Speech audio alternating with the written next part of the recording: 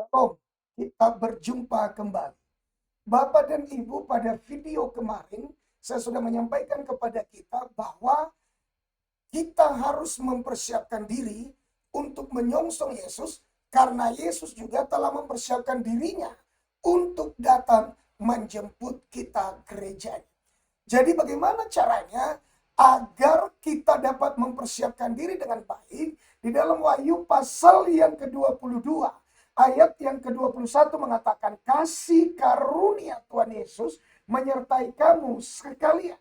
Nah, saudaraku, bagaimana caranya kita mempersiapkan diri dengan baik agar kita jangan tinggal pada saat Tuhan Yesus datang, agar kita benar-benar masuk dalam kebahagiaan itu pada waktu kita menyongsong Tuhan Yesus di awan-awan dan masuk dalam kebahagiaan yang selama ini kita harapkan, kita rindukan, dan kita nantikan, kita perjuangkan dengan berbagai macam melewati banyak tantangan dan penderitaan.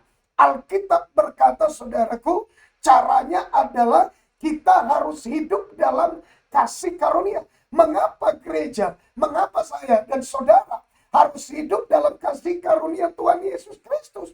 Alkitab mengatakan, karena kasih karunia Tuhan menyelamatkan orang-orang berdosa.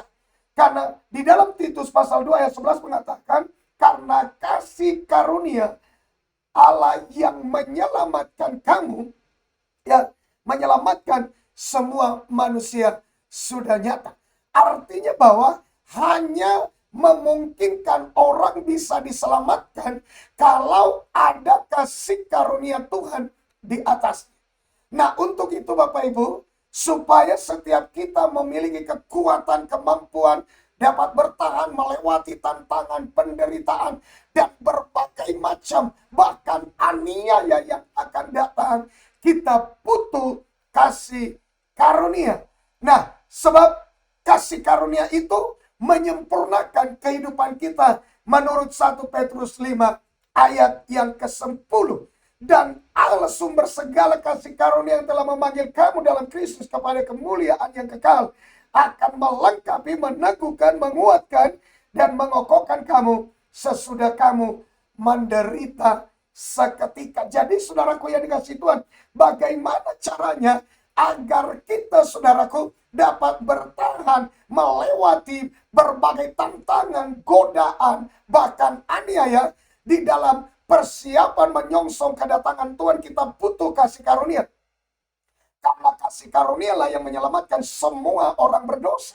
Dan Alkitab mengatakan dalam 1 Petrus 5 ayat 10, sebab kasih karunia menyempurnakan kehidupan setiap kita.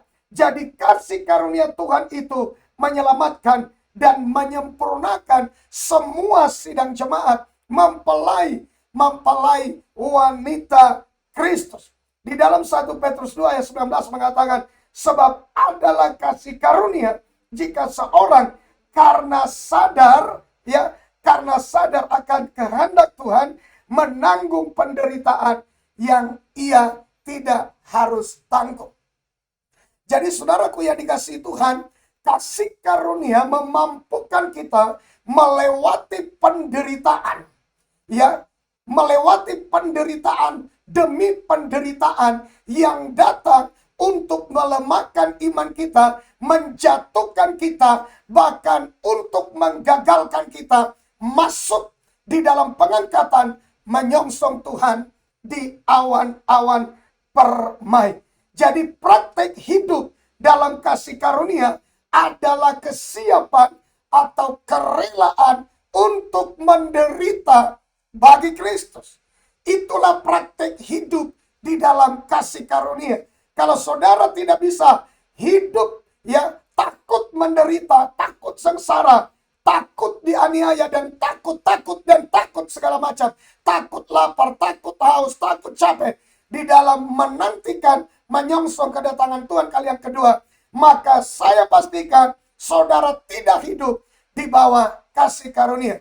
Jadi supaya kita, saudaraku yang dikasihi Tuhan, dapat kuat, dapat bertahan sampai pada kedatangan Tuhan kali yang kedua, maka dibutuhkan kita hidup di dalam kasih karunia Tuhan Yesus. Karena kasih karunia Tuhan Yesus memampukan kita bertahan hidup hingga kedatangan Tuhan Yesus kali yang kedua. Semoga saudara kuat di dalam menantikan Tuhan Yesus. Tuhan Yesus memberkati. Sampai jumpa pada video berikutnya.